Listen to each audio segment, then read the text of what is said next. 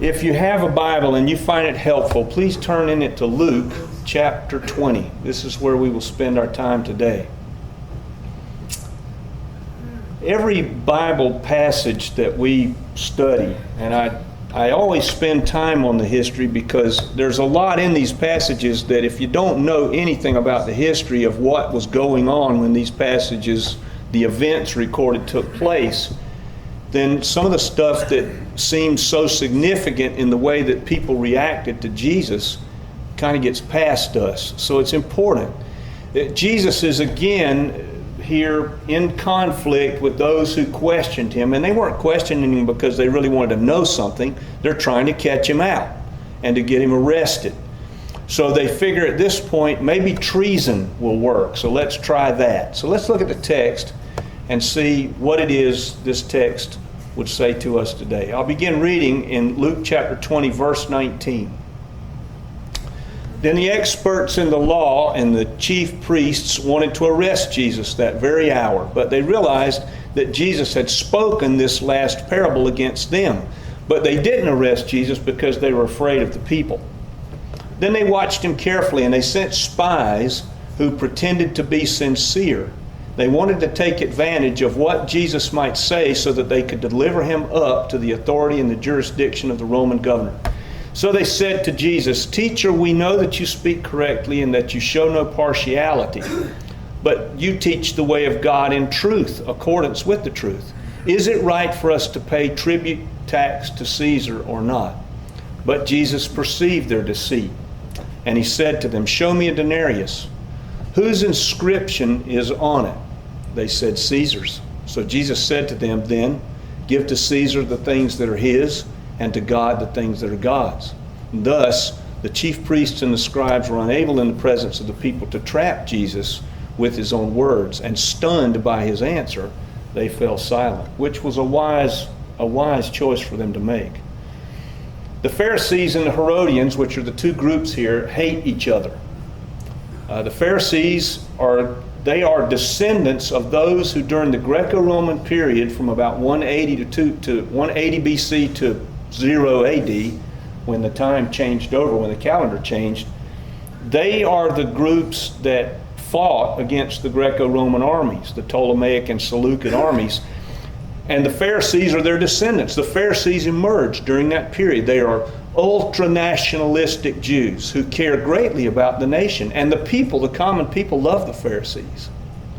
They were always painted in the scripture as being so rigid, and that Jesus is after them so often to accuse them of being rigid, but the people loved them. The Herodians were different. The Herodians were those scribes, and it comes from Herod. Herod was an Idumean. He was not a Jew. None of the Herods were Jewish. They were all Idumean kings, or Idumean rulers, puppet rulers of Rome. And they were collaborators with Rome. So the Pharisees hated them for that. The fact that they were embracing Roman rule, and they did so because the Roman rule made them rich.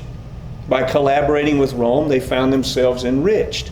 The Pharisees were utterly committed to what's known as the Tanakh. That is the entirety of the Old Testament, all the law and the prophets and the wisdom sayings. The Herodians didn't care anything about the Tanakh. They gave lip service to the Bible, but they didn't really believe it. They didn't believe that anything supernatural could happen.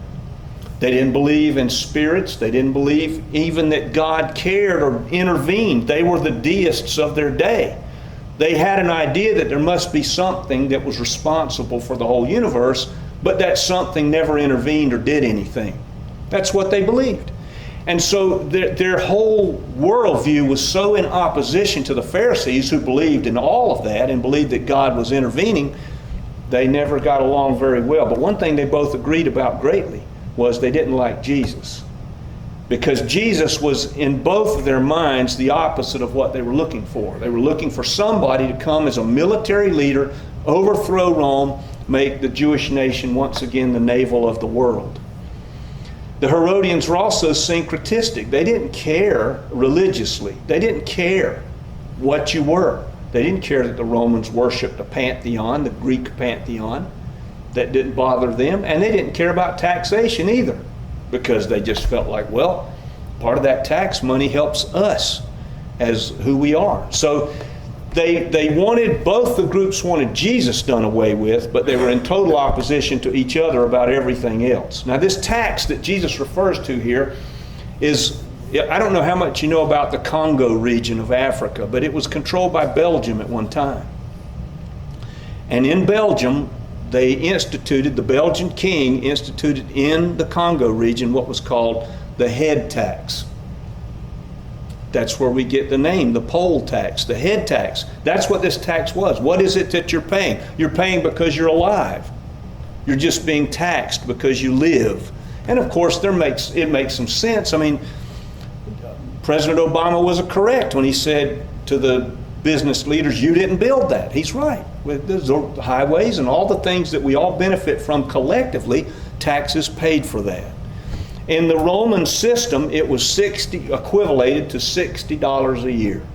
That was it. It was a very minor tax. I mean, it really didn't stretch anybody at that. Wouldn't you like to just pay $60 a year in taxes? I would like that a lot. But men from 14 to 65 paid it. Women from 12 to 65 paid it. Why the women? Because, yes, women get to be women faster than boys get to be men. So the Zealots and the Pharisees hated this tax because it didn't matter that it was small. It was tribute money. That's why they hated it. It was tribute paid to an enemy in their minds. And so they resented it greatly. As a matter of fact, during the time of the Maccabean period, that period where the Pharisees rose up, there was another group that rose up. They were called the Zealots. They were called the dagger bearers. That is, they felt like their whole mission in life was to kill as many Romans as they could. That's what they wanted to do. And they were called dagger bearers because that's what they did. They carried daggers and they stuck people with them to get rid of the Romans, to show how nationalistically loyal they were to the Jewish nation. They would kill Romans. They were called the dagger bearers. And they resented this tax greatly. It reminds me of people in our own culture. You know, we've got people in our culture right now who look at our tax system and they say, I don't like paying taxes to support X. Well, we don't get to pick, right? I mean, the taxes come out, we pay them, and they go to all kinds of things that you and I probably would rather not pay for. But the Zealots were serious about it. Just like, I don't know if you remember a few years back, Randy Weaver and a bunch of people out in the Montana woods hid out and wouldn't pay the government taxes because they felt like the taxes were going to things that they shouldn't be supporting. And so they were, just like the Zealots, uber nationalistic and libertarian and said, we're not going to pay your tax. Well, that's how the Zealots felt about the Roman poll tax. And they were willing to die for it. $60 a year. When the Romans laid siege to Jerusalem during the time of the Jewish wars, 66 to 73 AD, the Zealots would kill people who tried to surrender to the Romans. The Romans offered for weeks and months that people could come out and surrender, and they said, we'll harm you, and when this is all over, you can go back to your home. So a lot of people inside the walls of Jerusalem had young families, children. Can you imagine being laid siege to for years? No food, no water, and you're watching your children starve, and the Romans are offering you a hand and saying, come on out and everything will be fine. You'll be fed, you'll be cared for, and when this is all over, you can go back home. The Zealots would kill the people who tried to do that because it was a surrender to the Romans. So this kind of sentiment is what you're dealing with when you're dealing with the Herodians and the Pharisees. You're dealing with people on opposite poles of Roman government. And yet they come together in this moment to try to trap Jesus. Now, of course, why is this a trap? Well, if Jesus says, okay, you should pay the taxes, then they know that Jesus' supporters are going to say, wait a minute, that's collaborating with Rome. We don't like that. However, if Jesus says, don't pay the tax, they're going to turn Jesus into the Roman governor. He's going to be turned over to Pilate, who was governor at this time, and that's going to be the end of Jesus. So they come in with this flattery. They say, we know that you teach the way of God in truth, and we know that you don't show any partiality. You're such a good rabbi. All of this flattering stuff that they bring in to try to get Jesus to say something that's going to get him arrested. Isn't it interesting? You ever think about this? Flattery and gossip are really the same thing. They're almost the same sentiment involved. Gossip is what you will say behind somebody else's back. Flattery is what we would never say behind somebody's back. We want to say it to them. But the effect is the same. The effect is the same. Politicians, athletes, and you and I are really susceptible to flattery. Everybody likes to see nice things said about them. And these guys who flatter Jesus in this way, this is what gives this whole thing away. I don't know that Jesus had supernatural knowledge necessarily. This just seems obvious to me. If they really wanted to hear about the tax, why didn't they just ask him? But no, they waited till they had a shot at it in a public setting so that they could catch him out. They don't care about whether you should pay the tax or not. It doesn't matter to them one bit.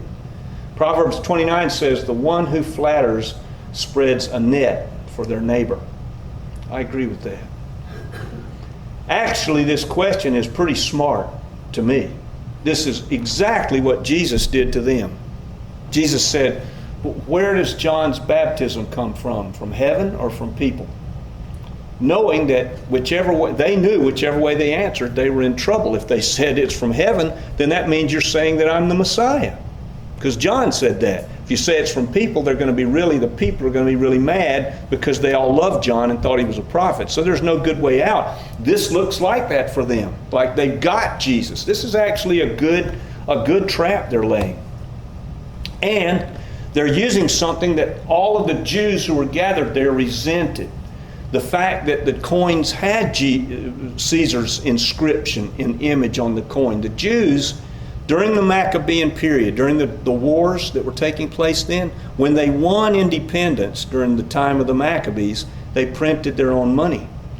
And on the money were just palm leaves, palm fronds. Never would there be an image of anything on a Jewish coin, because to put an image of some person on the coin was idolatry to them. Now, never mind the fact that they had been idolatrous throughout their history. Isn't that interesting how when we want something really bad, we'll protect it at all costs. We all of a sudden become very righteous about it. For instance, what if tomorrow morning we all go home and we wake up and there's a big news flash that says it's illegal to read a Bible? I guarantee you Bible sales will go through the roof. Walmart won't be able to pack enough Bibles into the store because everybody's going to want to grab one and run home with it so that they can read in secret and not be caught out. This is the same. This idea of the coinage being idolatrous was important to them because they wanted to make a point about it. They didn't really care whether the inscription had that there or not. Well, they tried to, and the coin also said something that they found very offensive. It said, Caesar Augustus Divinatus, that is, the divine Caesar, saying that Caesar was God. So they were upset about it in that way, but it really didn't matter that much to them. What I get at here out of this text is, I look at this and I say, the way they're behaving in front of Jesus is how we behave a lot. We're duplicitous. That is, on the one hand, we want to be close to God or think ourselves to be close to Him. And I believe we do. But on the other hand, we want to do what we want. I mean, we're all like that. Every year, every week, every hour, for me, I can't speak for anybody else, I'm struggling against those two things. The things that I want to do just because I want to do them, and the things that I know God would have me do or not do. Jesus' answer here, I don't know if you're aware of this or not, this answer is one of the foundational elements of our Western culture. That there's a separation between throne and altar. Give to God what is God's, give to Caesar what is Caesar. Give to the government what is the government's, give to God what is God's. If you read Romans 13 and 1 Peter 2, you'll see they make the same case here that Jesus is making. It's a pretty important passage. The former chaplain of the Senate said this. He said, humans will abuse state and altar, but that doesn't mean that either one of them is bad. What it means is humans are fallen. That's what it means. And we're all struggling with it. If you don't think we're struggling with duplicity, that is, living in two worlds, how many pages is the tax code presently in our country? Does anybody want to take a stab at that? 8,000. You're a little high for the tax code. 6,000. 2,000 pages, and it grows every year. How many pages is the legal code in our country? Top to bottom, the legal code. National. 50,000. Close. 20. 20,000 pages. Who can know all that? Why is the tax code and the legal code, why are they so big? Because we're duplicitous. Everything has to have some kind of law connected to it to rein us in. That's why we have locks on doors. That's why when you get into an agreement with somebody, that's not sufficient. You've got to sign papers, and somebody's got to get one of those things that pinches their imprimatur on the paper to say this is an official thing. You break this contract, you're in trouble. There's a penalty to that. We're all like that. The psalmist says this, though you've allowed me to experience much trouble and distress, revive me once again, bring me up from the depths of the earth. I'll tell you, the older I become, the more I realize I need that. I need to be revived. I need to be brought back to who God would have me to be. And here's why. The coin belonged to Caesar. Why did it belong to Caesar? Why did Jesus say it belonged to Caesar? Why did the coin belong to Caesar? Jesus said it in the text. Why did he say that? Because his image was on it. That's why. It belonged to Caesar because his name was on there. I remember once, Henry and I were working on this job. We were building a deck. And just to give you a picture of how important it is when your name is on something, we had bought 2 True Temper, their best industrial shovels, round point shovels. It said True Temper on the handle. Both of them are identical shovels. I wrote my name on everything. I got extension cords in my truck that got my name on the extension cord because Henry would claim them and then I'd be out of cord and I'd just lose the tool. So I said, you know what, I'm going to fix that. I'm going to write my name on everything I've got. Well, there was a landscaper working on this job. We both had our shovels out. We were digging for the footers for this deck, and a landscaper came to work on their yard, and he had a new True Temper shovel. The next day, Henry couldn't find his shovel, and he didn't write his name on it. The landscaper came, and I saw the landscaper shovel over there, so I just grabbed it, took a magic marker, and wrote Henry Triplett on there. Now it's Henry's shovel. Well, the landscaper came and said, "Where's my shovel?" I said, "I don't know." You know, I didn't know that wasn't Henry's shovel. I thought maybe it was, but I wasn't sure. The landscaper says, "Where's my shovel?" I said, "I don't know where your shovel is. I'm not keeping up with your shovel." He says, "There's my shovel." I said, "You see this? It's got Henry's name on it. It's Henry's shovel." Henry comes walking around the corner with his shovel. So, you know, and I told him, I said, "Look, man, I'm sorry. You know, I did that because I couldn't find Henry's shovel and I thought you'd taken ours." I was just straight up with him. The coin belonged to Caesar because it had his name on it. Why do we belong to God? Because we bear his image. The image that's on us is God.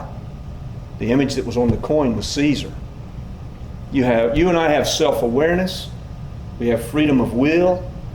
We know there's a way things ought to be. No other creature in all of God's creation other than us has that ability to know those things like that, except the angels and God himself. We belong to God because we bear his image.